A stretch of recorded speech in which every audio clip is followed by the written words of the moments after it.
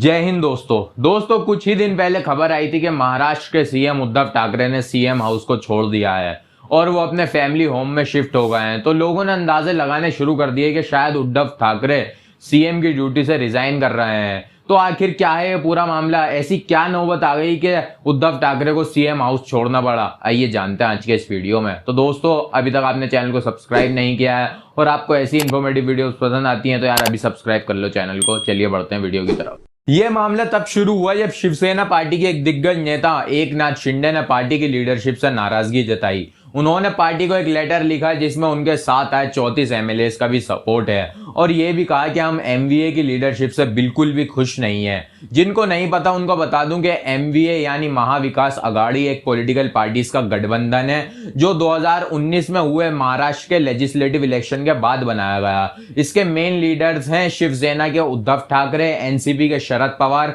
और कांग्रेस की सोनिया गांधी। इसके अलावा समाजवादी पार्टी, समाज जनशक्ति पार्टी और कुछ इंडिपेंडेंट एमएलए का भी सपोर्ट है। ये खबर वहां से फैलना शुरू हुई जब महाराष्ट्र के लेजिस्लेटिव काउंसिल में हुई क्रॉस वोटिंग के बाद शिंदे अपने 34 एमएलए के साथ सूरत के एक 5 स्टार होटल पहुंचे। सोर्सेस के कहना है कि पिछले कुछ समय से शिंदे एमवीए से काफी नाराज चल रहे हैं। उन्होंने इस बारे में सीएम से भी बात की। उनका कहना है कि वो अपनी पार्टी की लीडरशिप से बिल्कुल भी खुश नहीं है और पिछले काफी समय से शिंदे और एमवीए के बीच काफी टेंशन्स बढ़ गई हैं और राज्यसभा में भी ज्यादातर एमएलए का सपोर्ट बीजेपी को जाता दिखा। इसके बाद एमएलसी इलेक्शंस में बीजेपी का पलड़ा भारी नजर आया और इसके बाद शिंदे के क्लोज लीडर ने बताया कि ये गवर्नमेंट माइनॉरिटी में जा रही है, इसलिए उन्हें ये कदम उठाना पड़ा। इसके अलावा कुछ और भी रीजंस हैं, जैसे कि कुछ समय पहले शिंदे ने अपनी पार्टी के अलायंस को बीजेपी के साथ रिन्यू करने पर जोर दिया और यह बात निकल के सामने आई कि शिंदे और एमएलए शिवसेना के हिंदुत्व पर कमजोर रुख से नाखुश हैं। शायद उनका इशारा इससे नुपुर शर्मा कंट्रोवर्सी पे है। इस पर मैंने एक डिटेल वीडियो बनाई है, आप चाहे तो उसे चेकआउट कर सकते हैं, लिंक मैं डिस्क्रिप्शन में डाल दूंगा। और इसी बात का हवाला देते हुए वो पार्टी के खिलाफ गए। इसके अलावा एक और रीजन भी है कि शिवसेना के कांग्रेस के साथ और एनसीपी के अलायंस की वजह से उनका कोर वोट बैंक जो कि ज्यादातर हिंदू और महाराष्ट्रियन वोटर्स हैं उसको भी नुकसान पहुंचाया है, जिस बात से भी शिंदे काफी नाखुश हैं। और भी कई कारण हैं, जैसे कि इनके एमएलए फंड्स के लिए इनके ऑफिस में आ रहे थे लेकिन उन्हें फंड्स डिस्ट्रीब्यूशन से दूर रखा गया और उन्हें आरएस और एमएलसी में इलेक्शंस में डिसीजन मेकिंग से भी दूर रखा गया। इसके अलावा ये बात भी निकल के सामने आई कि इस विरोध की बड़ी वजह है लैक ऑफ इंपॉर्टेंस। ज्यादातर इंपॉर्टेंस उद्धव ठाकरे के बेटे आदित्य ठाकरे को दी जा रही थी और ये बात भी निकल कर सामने आई कि पार्टी में रोज एजेंडा संजय राउत ही सेट करते थे, जिससे ऐसा लग रहा था कि ये सरकार संजय राउत ही चला रहे हैं। सीएम तक पहुंचने की कमी इस विरोध का बड़ा कारण है। इसी बीच जब शिंदे से पूछा गया है कि क्या वो पार्टी छोड़ देंगे तो उन्होंने कहा हमने बाला साहेब ठाकरे की शिवसेना को ना कभी छोड़ा है और ना आगे भी छोड़ेंगे। इसी बीच खबर आई थी कि शिवसेना ने एकनाथ शिंदे को लेजिस्लेटिव पार्टी लीडर की पोस्ट से हटा दिया है क्योंकि पार्टी उनसे संपर्क नहीं कर पा रही है। 20 तारीख की स्पीच में उद्धव ठाकरे ने कहा कि मैं रिजाइन कर दूंगा अगर कोई एमएलए आकर मुझसे डायरेक्टली बात करता है तो। लेकिन 22 तारीख की अपनी पार्टी मीटिंग के दौरान उनके तेवर कुछ बदले से नजर आया और उन्होंने कहा कि अब हम लड़ने के लिए तैयार हैं।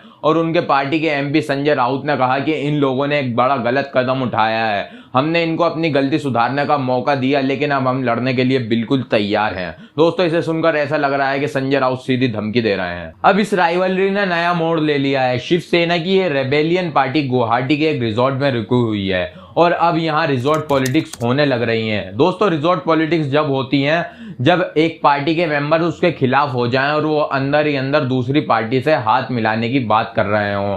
ये ऐसा कोई नई बात नहीं है, पहले भी होता आ रहा है और इसका एक रिसेंट एग्जांपल है। जुलाई 2020 में जब राजस्थान के deputy CM Sachin Pilot party से नाखुश थे तो उनके साथ आए एमएलए को कांग्रेस ने एक होटल में ठहराया ताकि उन्हें पार्टी से हटने से बचाया जा सके। लेकिन अब इस राइवलरी में आता है एंटी डिफेक्शन लॉ। दोस्तों, ये वो लॉ है जब कोई पार्टी के मेंबर्स इलेक्ट होने के बाद पार्टी से निकलना चाहते हैं तो उन्हें डिस्क्वालीफाई कर दिया जाता है और उन्हें सदन की मेंबरशिप से हटाया जा सकता है।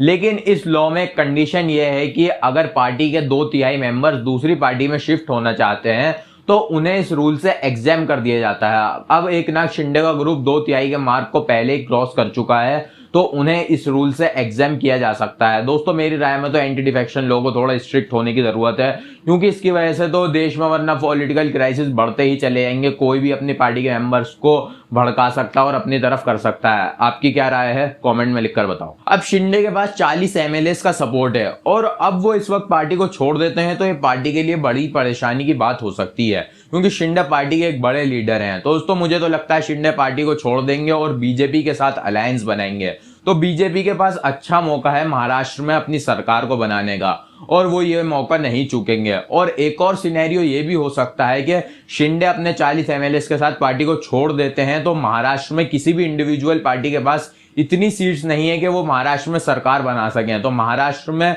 प्रेसिडेंट लॉ लागू होने के भी बड़े चांसेस हैं। अब इस चुनावी दंगल में आगे क्या होता है ये तो देखने वाली बात होगी, कौन जीतेगा कौन हारेगा। आपको क्या लगता है बीजेपी की सरकार आ पाएगी या नहीं, कमेंट में लिखकर बताओ। दोस्तों वीडियो पसंद आई हो तो यार वीडियो को लाइक कर दो। अगर आपको हमारी वीडियोस पसंद आ रही हैं तो यार अभी सब्सक्राइब कर दो चैनल को। मिलूंगा आपसे एक और इन्फॉर्मेटिव वीडियो में, तब तक के लिए जय हिंद।